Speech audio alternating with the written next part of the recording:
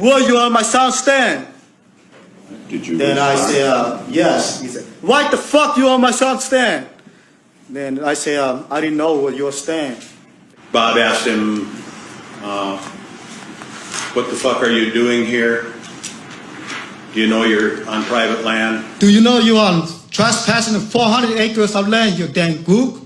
Bob stated, do you know you came across 400 acres of private land to get here? Then I say, no, because I don't see any sign, I don't see any fence anywhere. And he said, I don't have to put a fucking sign on it, you fucking chink. Get the hell out of here. If you come back, I'm going to kick your ass. Better yet, I'll report you to the DNR. If you're fucking Asian, keep coming to my land, I'm going to kick your fucking Asian ass. Now, during that time, about how far was Mr. Crotto from this individual? I would say 4 feet. Okay. 4 feet distance between them, maybe 5. Okay. And during that time, did Mr. Crotto make any threatening gestures toward this individual? None that I saw. He was talking with his hands. Give me your license. That's the second time he was saying. So I said no. As I start walking away, and Mr. Joe Crowds come behind the Rhino TV coming block in front of me. Then Mr. Lauren Hespett's coming close to my right a little bit, and a two-person, Mr. Mark Roy and Mr. Dennis Drew jump out from the ATV. So when that time I thought they were gonna beat me or something. So I said, what the hell you think you're going, then gook? Then I said, excuse me. I started moving a little bit to the left, and he stabbed one more time, blocking me. So he's coming close behind me. So I thought he's going to hit me or something. So he just yanked his hand, flicked my backpack, my license. So he started reading 2 or 3 times. And then after they wrote it down, then he said, matter of fact, I'm going to turn that to DNR. That will teach him a lesson. We figured it was done. We're getting back in the fort, and Rhino and Mark had gotten back on his ATV. And that time they started turning the ATV around. I told Bob to stop. Something was wrong. Something was different. I also turned around and looking back, I observed, see Mr. Terry Weller take out his rifle from his right side, just take it off. Now, during this time when you're looking back, why do you keep looking back? Because I'm afraid they might do something. They already cussing me. I'm afraid I don't know what's going on. Up until this point, he'd been carrying his gun similar to the way he was holding it, holding on to the butt plate with one hand laying over his arm, and I couldn't see the gun anymore. It was around in front of his body. As he took his gun off his shoulder and brought it down, then I just took my gun off my shoulder and brought it around to the front of me.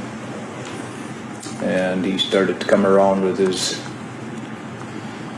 gun, and I held my gun out in front of me, and believing that he was going to shoot at me, I said, "Don't you shoot at me, you son of a bitch." I don't know who said it, several people, maybe one, but they said, stop, don't shoot, just get the hell out of here. I thought in my heart, they're going to shoot at me, he's going to shoot at me. So I immediately dropped to my right into a crouch. At that time, because I always have my hands on the sling all the time. So I just slam it going down to my left, drop it, and when I drop it, I hear a fire going on. I see in front of me, that's go up, that incline. I see some dirt splash around about 40, 50 feet away in front of me. Now, Mr. Vang, you say fire. What do you mean? A shot? A gunshot. And you said that you saw something past you in the distance. When I drop like this, I looked directly in front of me to the south. I saw the dirt splash around right in front, about 40, 50 feet away. Did that mean anything to you? I mean, to my mind, he shot me and he missed it. So that time I removed my scope. I don't know where I drop it in or throw away. I just removed it. He made one smooth move, came around and pointed the gun directly at Terry Willers. At that point, I took off running as hard as I could to the right. I turned my gun around. As I turned around already on his direction, I already fired already. First shell I could hear whistle past me. I shot him one more time. And in a split second, I felt the burn. We were like rats scrambling.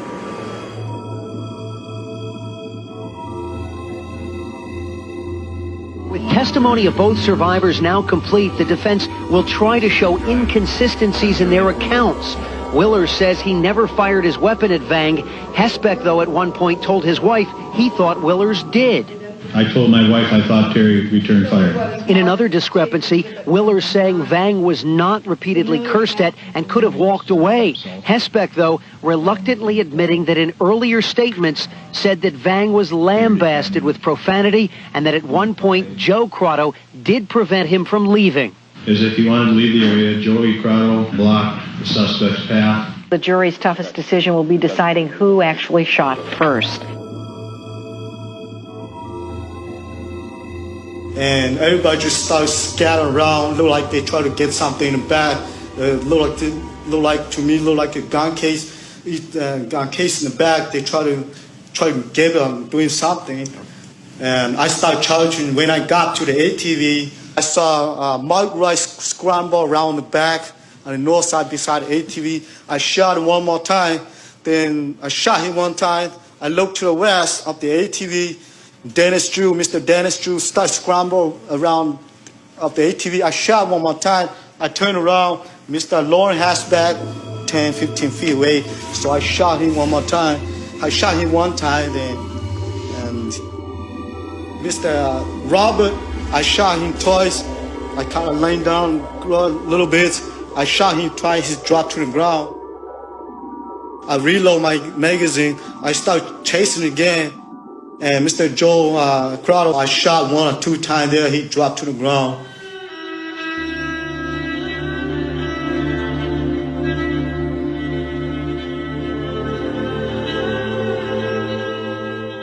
Yeah, he was Then what driving. happened? He started the four-wheeler and then just got in the back.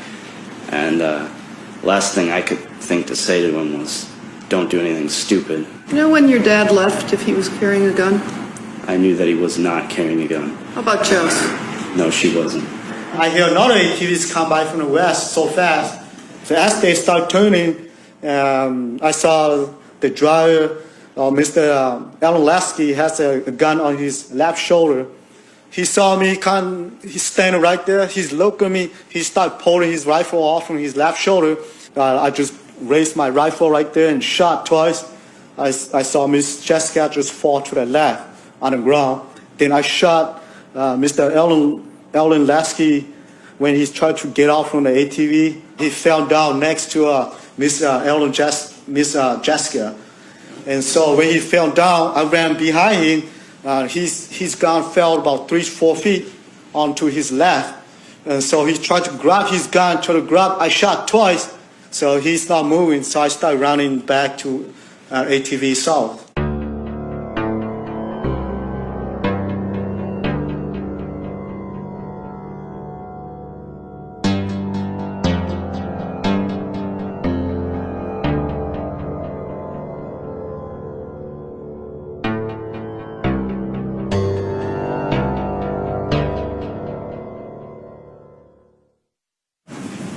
This is, as you can see, a transcript of your phone call with Ms. Mastany. You recognize that? Yeah, I recognize that.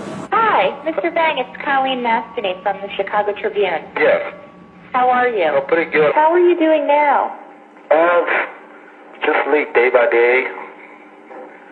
And I lost some weight, about 5-6 pounds when I get here.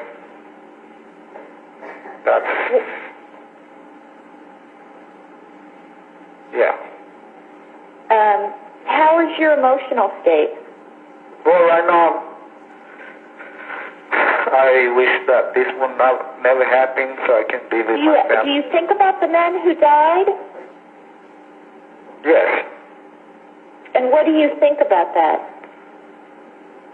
Well, Solomon, I felt sorry about it. Solomon, I said they deserve because they don't know how to talk to me like they should be.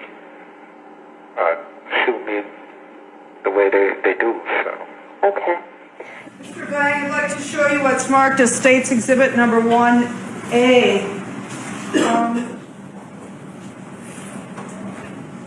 Can you tell me if on that day, if Mr. Roy deserved to die?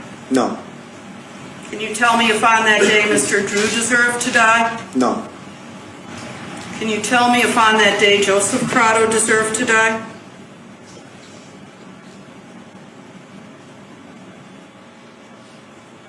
yes, Can you tell me if on that day Mr. Lasky deserved to die? yes, And can you tell me if on that day Miss Willers deserved to die? no. Mr. Robert and those three, the one that I pretty much feel think that they deserve.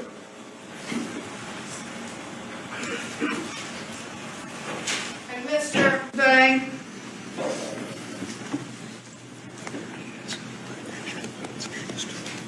Why Mr. Lasky? Because he got a gun, if I don't shoot him, he will shoot me. And why Joey Crotto? Because he accused me of getting a finger, and he's coming, cut in front of me when I try to get out already, and he still call me name, cussing me.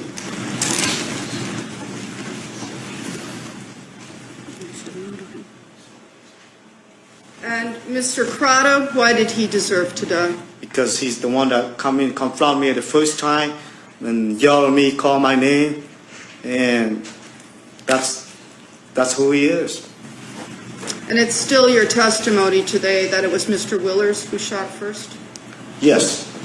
Nothing further, Your Honor. Mr. Vang, just two questions.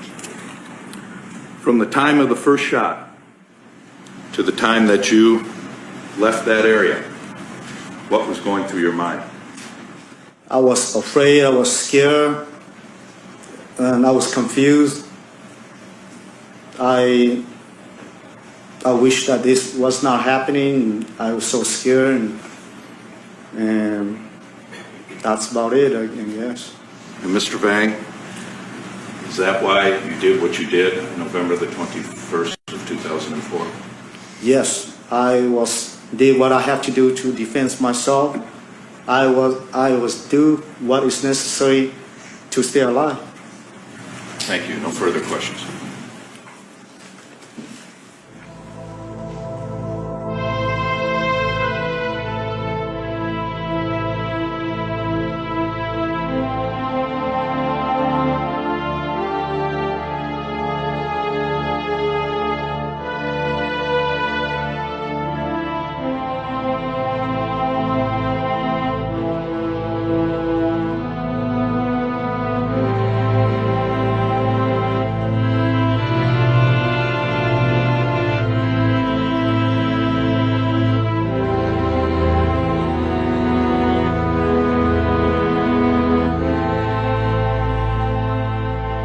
Vang once again maintained during cross-examination that Terry Willers fired the first shot. They never found the expended shell from Terry Willers' gun.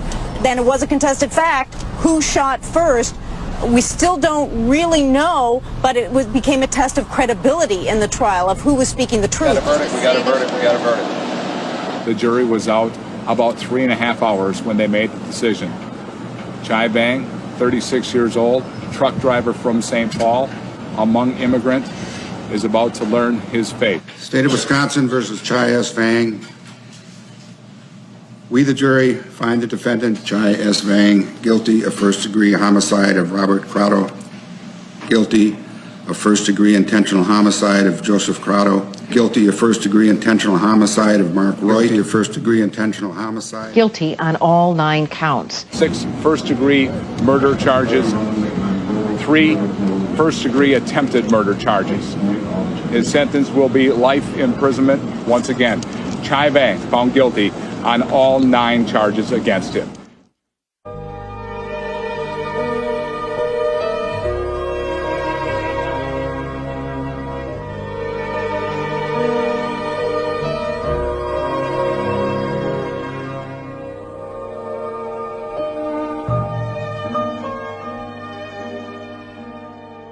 We thank each member of the jury for reaching a just conclusion to this trial.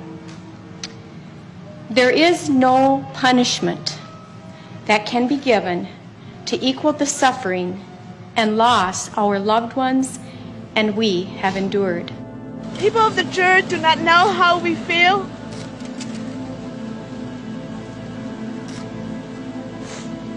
Although we know it's not a surprise to us, we already know that. Every single one of them was white. They would not understand.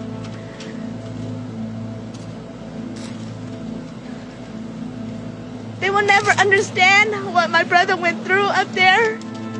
The only thing that Bob and Joey deserved that day was to continue enjoying our family tradition of being together.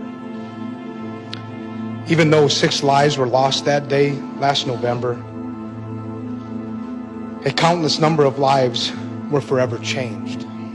You have to think about it, use your common sense. 8 people against 1 guy. He had to defend himself. If he doesn't defend himself, he could be dead already. We'll never find his body at this time. Prayers and wishes for healing are with the other victims' families. We also express our sympathy to the Vang family. We know how hard it can be to continue without a family member in your daily life, whether it's through incarceration or through death. Every day, we miss my dad.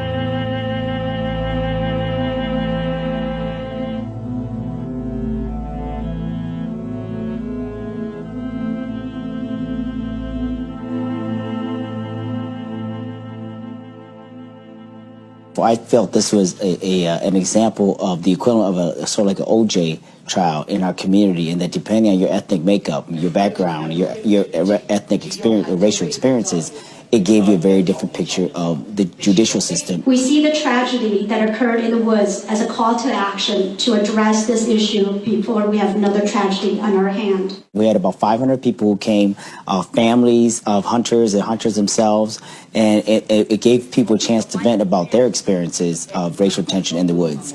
And in a room of this size, we asked how many of you felt he received a fair trial, and no one raised their hand. You look at the TV, you look at the courtroom, you do not see one Asian incorporated into the decision-making process. You do not see one Asian in the jury. It's very hard for the Hmong community to believe that we still don't know who fired first. Who fired first? Because the law clearly states that if you were fired upon, then you can shoot in self-defense. But to this day, we still don't know who fired first. So that's why I think it's still very, in our community, it's not resolved, because the reason why some people say, well, maybe he is seen as I don't want to say a folk hero, but a lot of Hmong hunters would say, we're glad that he stood up to, because we believe his story that he was fired at. We're not going to know exactly what happened, but even in a worst case scenario, even in a scenario where racial tones, racial slurs were uttered, it would not give justification to what had happened that day in the woods. If it was a white person that came into our territory and was lost and needed a place to go, needed a direction to go out, we would just tell them straight up, this is how you get out of here, and then that'll be it. But see, why can't they just do that to my brother and that'll be it? It's not the white man against the Hmong. Okay? It was a group of people and another individual who made a bad decision that day. Okay? He obviously was pissed off at the world for something. And I truly don't believe it had anything to do, as much to do, with what was said to him that day as what probably was said to him many days and weeks and months prior.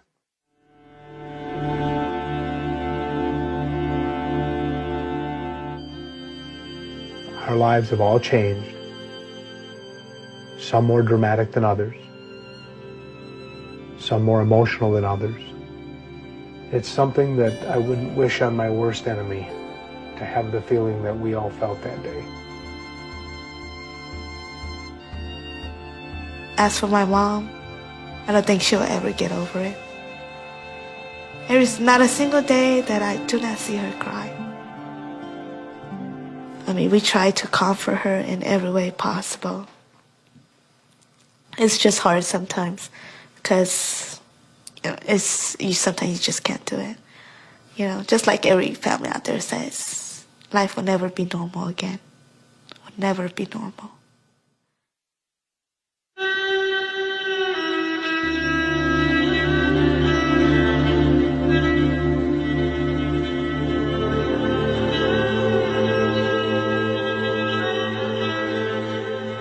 None of my friends went hunting after that. We all stopped. We wanted to give some time, so we waited. We waited. And then we went back out in the woods. And you have to be careful.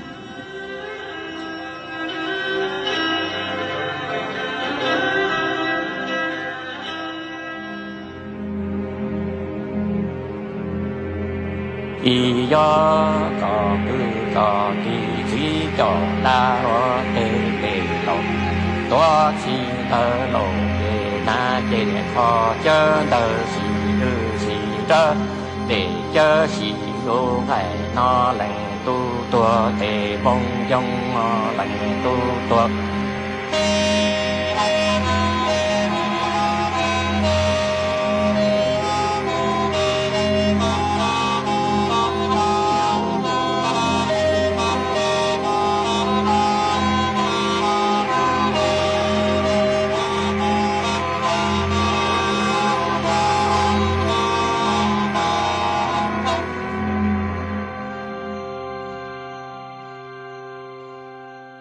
Thank you.